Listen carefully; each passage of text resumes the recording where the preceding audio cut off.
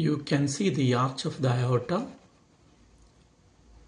and from the arch of aorta rises three branches, namely the brachiocephalic trunk, the left common carotid and left subclavian.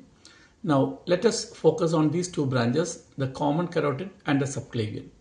The common carotid goes straight up to the head and the neck, while the subclavian goes around and supplies the upper limb.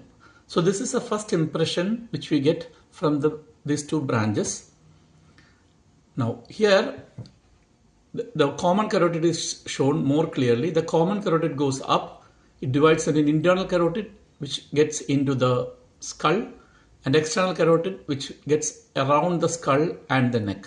So that is all about the common branches of the common carotid. But here I am going to describe more about the subclavian artery. You can see the subclavian artery either arises directly on the left side or it is a branch of brachiocephalic on the right side. Let us see the subclavian artery in detail.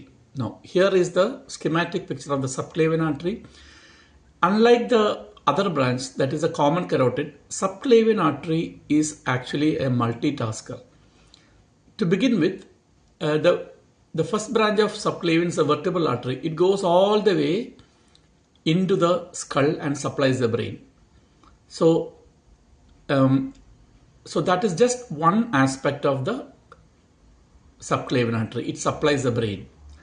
Number two, it supplies the head and neck by, to be specific, the neck by the thyrocervical trunk. Like the inferior thyroid artery is a branch of the thyrocervical trunk. So neck is supplied by the thyrocervical trunk.